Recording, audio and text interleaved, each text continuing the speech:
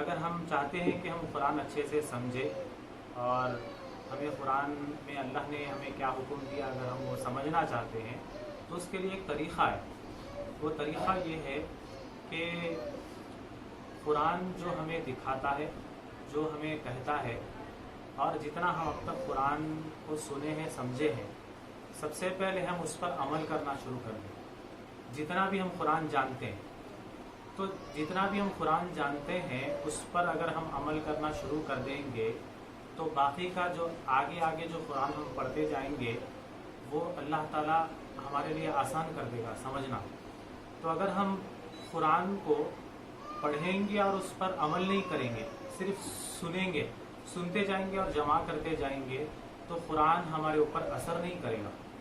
قرآن اگر ہم پر اثر کرنا ہے تو قرآن اگر ہم سمجھنا چاہتے ہیں تو پہلے پریکٹیکلی جو بھی سنیں عمل کریں. اللہ تعالیٰ ہمارے لیے آسان کرے گا اور گہرائی کے ساتھ قرآن اللہ تعالیٰ ہمیں سمجھائے گا. تو قرآن سمجھنے کا سب سے یہ بہت اہم اور ضروری ایک طریقہ جو مجھے لگا میں عرض کر دیا. تو انشاءاللہ شروع کرتے ہیں. سورہ اخلاص، قل هو اللہ احد، یہ جو سورہ ہے یہ ہم سب کو یاد ہوتا ہے. یہ سورہ کے تعلق سے کچھ باتیں میں عرض کرتا ہوا چلوں کہ سورہ اخلاص ایک ایسا سورہ ہے جو پورے قرآن کا نچوڑ ہے، اور یہ سورہ توحید کے بارے میں نازل ہوا، یعنی اللہ کی وحدانیت کے بارے میں، اللہ کی تعریف میں اللہ نے یہ سورہ نازل کیا. اور ویسے تو توحید کے بارے میں، توحید یعنی اللہ ایک ہے، اس بارے میں دوسری بھی بہت ساری آیات نازل ہوئی ہیں، جیسے آیت الکرسی ہے، وہ بھی بہت اہم ہے. تو آیت الکرسی توحید کے بارے میں تمام آیتوں کی سردار ہے. لیکن یہ جو سورہ اخلاص ہے، قل هو اللہ احد، یہ توحید کے بارے میں تمام سوروں میں یہ سردار ہے، سوروں کی سردار ہے توحید کے بارے میں، اور پورے قرآن کا نچوڑ ہے اس میں. سورہ اخلاص میں اللہ کے رسول صلی اللہ علیہ وسلم نے فرمایا کہ سورہ اخلاص قرآن کا 1/3 حصہ ہے. یعنی اگر کوئی قرآن سورہ اخلاص کو ایک مرتبہ پڑھتا ہے تو اللہ کے رسول صلی اللہ علیہ وسلم کی بات کے مطابق اس نے 10 پارے قرآن کے پڑھے ہیں، یعنی 10 پاروں کے برابر قرآن کے پڑھنے کے برابر اس کو ثواب ملے گا. یعنی اس کی فضیلت میں وہ بتلایا گیا. تو 1/3 قرآن پڑھنے کے برابر اس کو ثواب ملتا ہے. اور سورہ اخلاص کی خاص بات یہ بھی ہے کہ اس میں یہ سورہ میں جیسا کہ یہ قرآن ختم ہو رہا ہے، سورہ اخلاص کے بعد 2 سورہ باقی ہے، فلق اور ناس. تو اللہ کا جو نام ہے سورہ اخلاص میں آخری مرتبہ استعمال کیا گیا، ذکر کیا گیا، قل هو اللہ احد اللہ الصمد. اس کے بعد کے جو 2 سورے ہیں وہاں پر اللہ کا نام نہیں آیا، بلکہ نام کی جگہ الہ آیا ہے، معبود اور خدا کا نام ذکر کیا گیا. تو سورہ اخلاص میں اللہ کا آخری مرتبہ نام ذکر کیا گیا. اس کے بعد سورہ اخلاص کے بارے میں روایتوں میں آتا ہے کہ اس کے کئی نام ہیں، بہت سارے نام ہیں، تقریباً 20 نام اس کے ہیں. اس میں سے سورہ اخلاص کا ایک نام ہے سورۃ التوحید. سورۃ التوحید بھی اسے کہا جاتا ہے، اور سورۃ النجات بھی اسے کہتے ہیں. اسی طرح اور بھی بہت سارے نام ہیں. اس کے بعد ایک اور حدیث ہے، نبی کریم صلی اللہ علیہ وسلم نے ارشاد فرمایا، جو کوئی 10 بار سورہ اخلاص پڑھتا ہے تو اللہ تعالیٰ اس کے لیے جنت میں ایک محل تیار کر دیتا ہے. اور پھر صحابہ رضی اللہ تعالی عنہم کو بھی اس سورے سے بہت زیادہ محبت تھی. 2 صحابہ تو ایسے تھے کہ ہر نماز میں، ہر رکعت میں یہ صرف سورہ اخلاص پڑھتے تھے. سورہ فاتحہ کے بعد ہر نماز میں سورہ اخلاص ہی پڑھتے تھے، قل هو اللہ احد ہی پڑھتے تھے. اور ایک مرتبہ نبی کریم صلی اللہ علیہ وسلم صحابہ کے ایک جماعت کو، ایک گروپ کو کسی ایک مہم پہ، ایک مشن پہ بھیجے، اور اس میں سے ایک صحابی کو ایک لیڈر بنائے، امیر بنائے. تو جب بھی وہ نماز کا وقت ہوتا تو صحابہ میں سے جن کو لیڈر بنایا گیا تھا، تمام صحابہ مل کے انہی کو آگے بڑھاتے امامت کے لیے، نماز پڑھانے کے لیے. تو وہ صحابی جب بھی نماز پڑھاتے، امامت کرتے، تو آخری رکعت میں سورہ اخلاص ضرور پڑھتے. ہر نماز میں سورہ اخلاص ضرور پڑھتے. تو صحابہ ان سے کہنے لگے دوسرے صحابہ کہ آپ کوئی دوسرا قرآن بھی پڑھیں، تو وہ صحابی کہنے لگے کہ مجھے سورہ اخلاص سے بہت زیادہ محبت ہے، میں اس سورے کو نہیں چھوڑ سکتا۔ تو پھر جب وہ واپس آئے، جب اللہ کے رسول کے پاس جب وہ اس مشن سے واپس لوٹے تو صحابہ اللہ کے رسول صلی اللہ علیہ وسلم کے پاس ان کے بارے میں یہ بتائے کہ یہ ہر نماز میں سورہ اخلاص پڑھا کرتے تھے۔ تو اللہ کے رسول صلی اللہ علیہ وسلم نے جب سنا تو ان کے بارے میں فرمایا اخبروہ ان اللہ تعالی یحبہ، ان سے جا کر کہو، انہیں خبر دے دو کہ اگر وہ اس صورت سے محبت کرتے ہیں تو اللہ بھی ان سے محبت کرتا ہے۔ تو اللہ تعالیٰ بھی، اللہ کے رسول صلی اللہ علیہ وسلم ان کی محبت سن کر وہ بھی خوش ہوتے ہیں، اور اللہ تعالیٰ بھی ان سے محبت کرنے کی خوشخبری دیتے ہیں۔ ایک اور روایت ہے، بخاری میں روایت کیا گیا ہے کہ مدینے میں ایک انصاری صحابی کو مسجد قباء کی امامت کے لیے ان کا تقرر ہوا، ان کو امام بنایا گیا مسجد قباء کی امامت کے لیے، نماز پڑھانے کے لیے۔ تو ان کی عادت یہ تھی کہ جب بھی وہ امامت کرتے، نماز پڑھاتے، ہر رکعت میں سورہ فاتحہ کے بعد سورہ اخلاص پڑھتے، سورہ اخلاص کے بعد پھر دوسری آیتیں پڑھتے اور نماز کو مکمل کرتے، ہر رکعت میں سورہ اخلاص پڑھتے۔ تو لوگوں نے ان سے شکایت کی اور کہا کہ آپ ہر رکعت میں سورہ اخلاص پڑھتے ہیں۔ تو پھر وہ شکایت یا پھر وہ بات اللہ کے رسول تک جب پہنچی تو اللہ کے رسول صلی اللہ علیہ وسلم نے فرمایا ان کے بارے میں کہ حبک ایہا ادخلک الجنہ، کہ تمہاری صورت سے محبت تمہیں جنت میں پہنچا دی ہے۔ تو وہ ہر رکعت میں جو سورہ اخلاص پڑھتے تھے، انہوں یہ کہتے تھے کہ مجھے تم امامت سے ہٹا دو، پرواہ نہیں، لیکن میں یہ سورہ اخلاص کو ہر رکعت میں پڑھنا نہیں چھوڑوں گا، مجھے اس سورت سے محبت ہے۔ وہ محبت اس لیے تھی کیونکہ اس سورے میں اللہ نے اپنی تعریف کی ہے اور اپنا تعارف کروایا ہے، اپنا اللہ نے انٹروڈکشن کروایا ہے۔ تو اس لیے بھی اس سورے سے صحابہ کو بہت زیادہ محبت تھی، اور نمازوں میں صحابہ اس سورے کو پڑھا کرتے تھے۔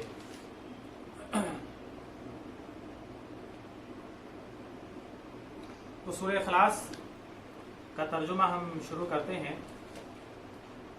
قل بسم اللہ الرحمن الرحیم، اللہ کے نام سے شروع کرتا ہوں جو بہت زیادہ مہربان ہے اور نہایت رحم کرنے والا ہے۔ قل هو اللہ احد، اے محمد صلی اللہ علیہ وسلم آپ کہہ دیجئے کہ اللہ ایک ہے۔ دراصل یہ سورہ نازل کیوں کیا گیا، اس کے پیچھے شان نزول اس کا یہ ہے کہ کفار نبی کریم صلی اللہ علیہ وسلم کو مذاقیہ طور پر طعنہ مارتے تھے کہ اے محمد تم یہ تو بتاؤ کہ تمہارا رب کیسا ہے، تمہارے رب کا عطا پتہ کیا ہے، تمہاری رب کی اولاد کون ہے، تمہارے رب کے ماں باپ کون ہے۔ تو یہ طعنہ مارتے تھے۔ تو طعنہ جب مارتے تھے، تو جب طعنہ مارا گیا تو اللہ نے جبرائیل کو اتارا 70,000 فرشتوں کے ساتھ، اور جبرائیل نے یہ سورہ آ کر اللہ کے رسول کو سنائی، قل هو اللہ احد، کہ اے محمد صلی اللہ علیہ وسلم آپ کہہ دیجئے ان لوگوں سے کہ اللہ ایک ہے، اللہ الصمد، اللہ بے نیاز ہے۔ اس کے بارے میں تھوڑا سا تفصیل بھی عرض کروں گا، پہلے ترجمہ سن لیتے ہیں۔ اللہ الصمد، اللہ بے نیاز ہے۔ اللہ بے نیاز ہے مطلب کہ اللہ کو کسی بھی چیز کی ضرورت نہیں ہے، نہ کسی بندے کی ضرورت ہے، نہ کسی چیز کی ضرورت ہے، نہ کسی مخلوق کی ضرورت ہے۔ اللہ کو کسی چیز کی ضرورت نہیں ہے۔ ہاں، ہر مخلوق کو، ہر چیز کو، ہر بندے کو، ہر انسان کو اللہ کی ضرورت ہے۔ بے نیاز کا مطلب یہ ہوتا ہے۔ لم یلد ولم یولد، نہ تو وہ کسی کا باپ ہے، نہ تو وہ کسی کی اولاد ہے، نہ کسی کا بیٹا ہے، نہ وہ کسی سے پیدا ہوا، نہ وہ کسی کو پیدا کیا۔ ولم یکن لہ کفوا احد، اور نہ کوئی اس کے برابر ہے، اس کے برابر کا کوئی نہیں ہے۔ تو یہ اس کا ترجمہ ہوا۔ اس کا شان نزول تو ہم سماعت کر چکے۔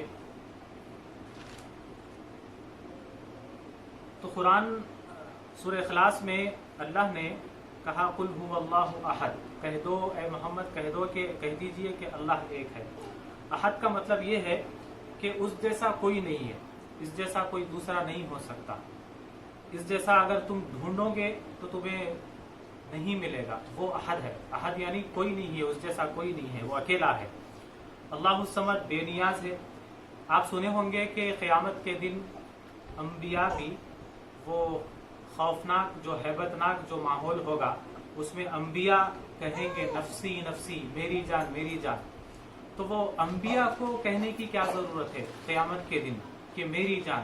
میرے اور آپ کے جیسے لوگ کہیں گے تو یہ بات سمجھ آتی ہے کہ ہم گناہ گار ہیں، تو ہم کہیں گے میری جان میری جان۔ انبیاء کو کیا ضرورت ہے میری جان؟ جبکہ انبیاء سے تو کوئی گناہ بھی نہیں ہوا، انبیاء تو معصوم ہیں، وہ اللہ کے نیک بندے ہیں، تو پھر وہ میری جان کیوں کہیں گے؟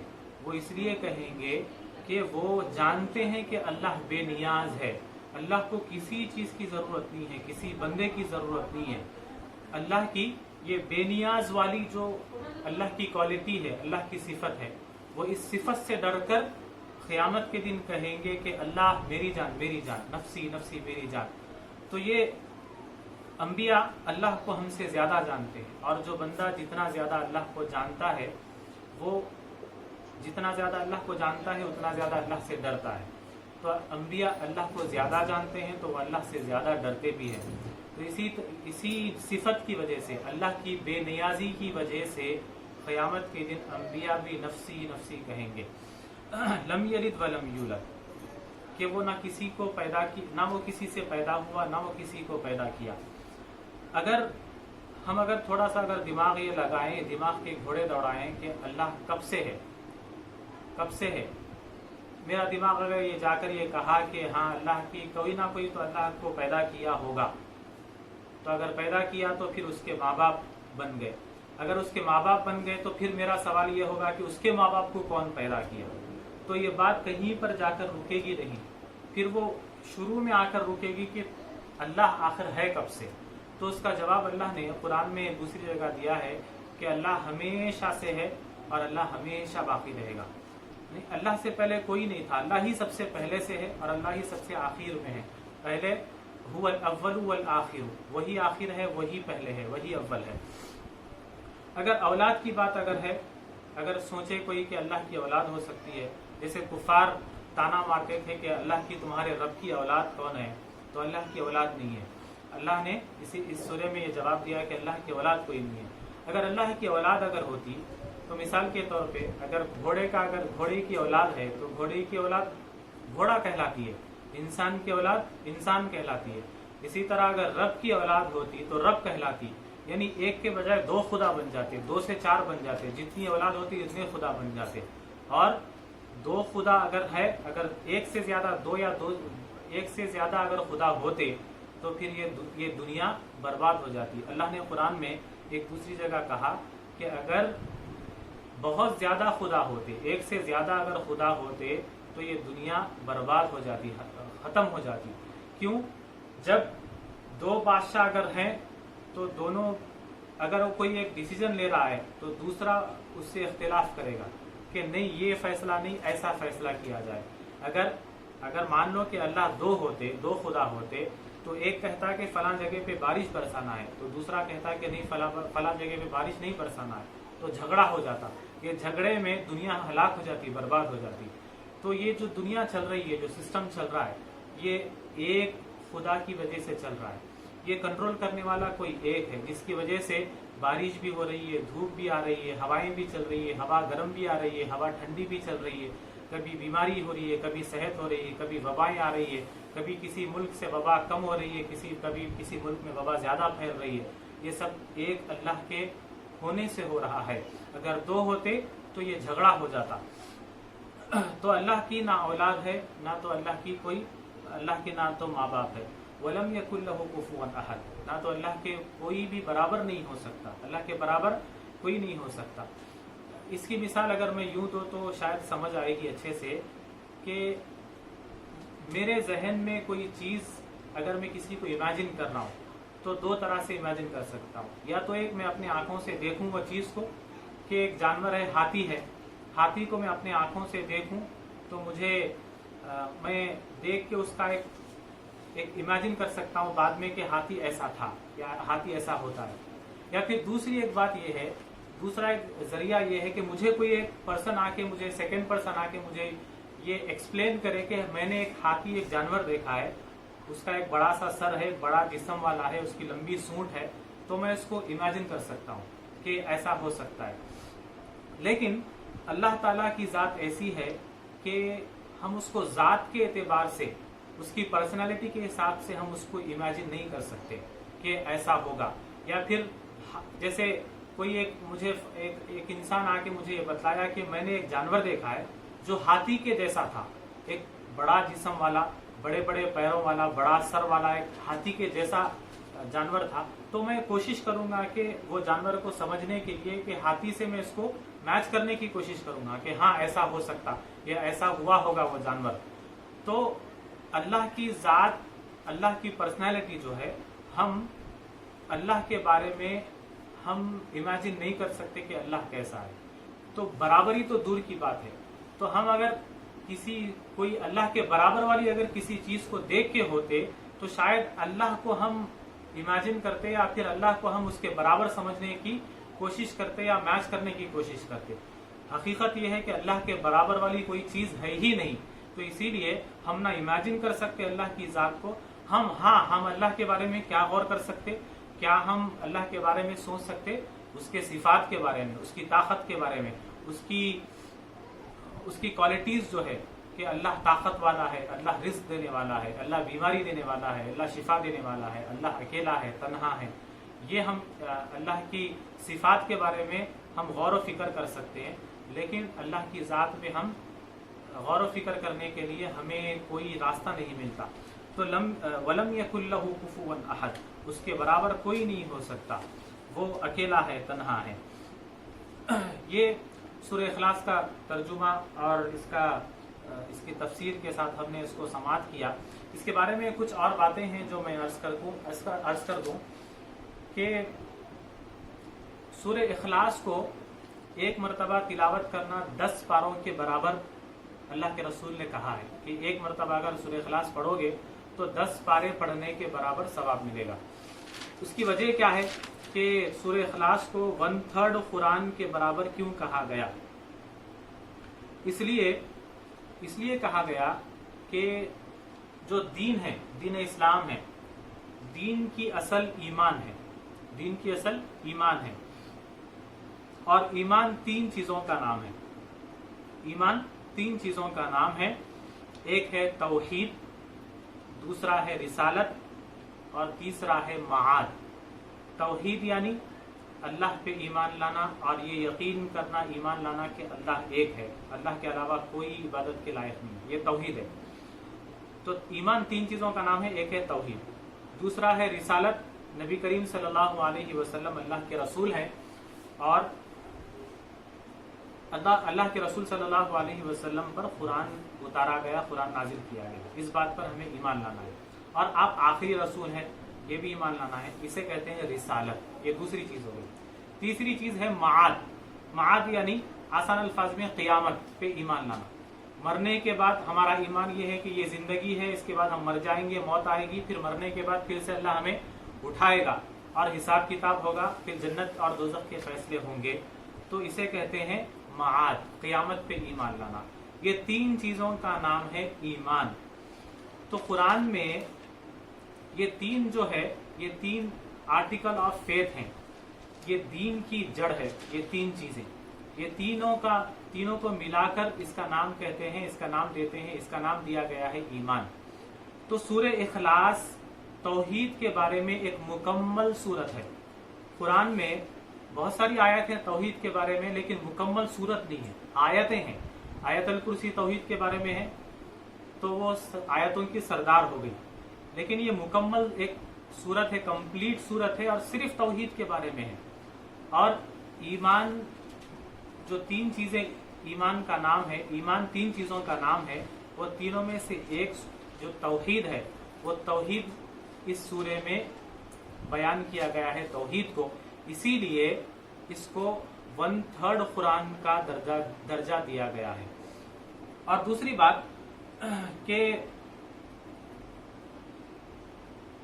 बात यह है कि قرآن میں 3 طرح کا علم ذکر کیا گیا، علم بیان کیا گیا، 3 طرح کے علوم بیان کیے گئے. ایک توحید کا علم بیان کیا گیا، اور دوسرا احکام بیان کیے گئے، اور چوتھا قصص یعنی قصے. توحید تو ابھی ہم سماعت کیے کہ توحید کسے کہتے ہیں، اللہ پر ایمان لانا، اللہ کی تعریف میں جو آیت نازل کی گئی. دوسری چیز احکام یعنی اللہ کے آرڈرز کہ نماز قائم کرو، اور شراب مت پیو، زنا کے قریب مت جاؤ، ماں باپ کو اف مت کہو، اور غیبت مت کرو. یہ جو اللہ کے آرڈرز ہے یہ اسے کہتے ہیں احکام. تو قرآن میں 3 طرح کے علوم ہیں، 3 طرح کا علم اللہ نے ہمیں سکھایا ہے. ایک توحید کا علم، دوسرا احکام اللہ کے آرڈرز، اور تیسرا ہے قصص یعنی واقعات جو پچھلی امتیں تھیں ان کے حالات ہمیں سنائے گئے کہ قوم لوط کے ساتھ اللہ نے کیا کیا. یہ 3 علوم اللہ نے قرآن میں ذکر کیے گئے. تو یہ تینوں میں سے توحید جو چیپٹر ہے، توحید کو اللہ نے سورہ اخلاص میں ذکر کیا، اسی لیے اس کو 1/3 قرآن کہا جاتا ہے. اور نبی کریم صلی اللہ علیہ وسلم کا طریقہ تھا کہ اللہ کے رسول صلی اللہ علیہ وسلم فجر کی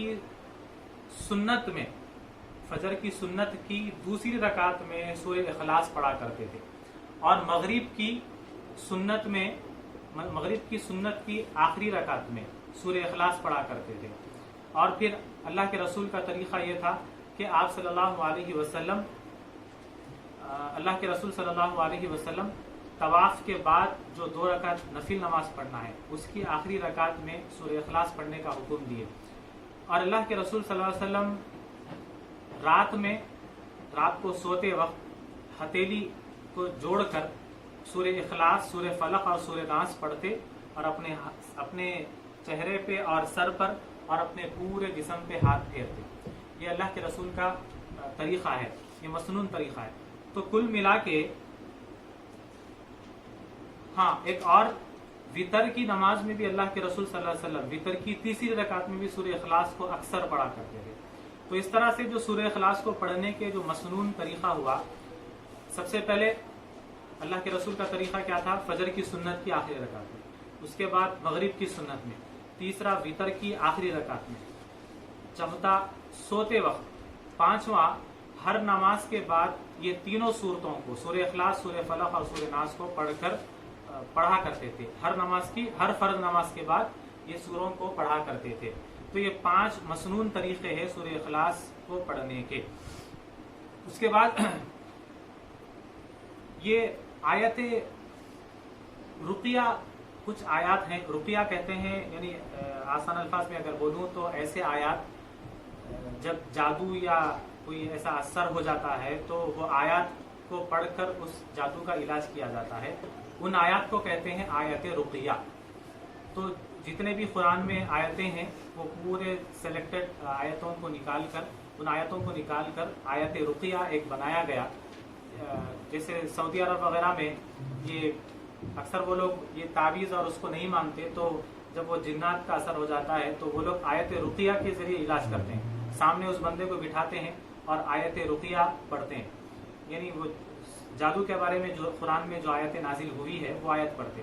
تو آیت رقیہ میں بھی یہ سورہ اخلاص اور سورہ فلق، سورہ ناس کو پڑھا جاتا ہے.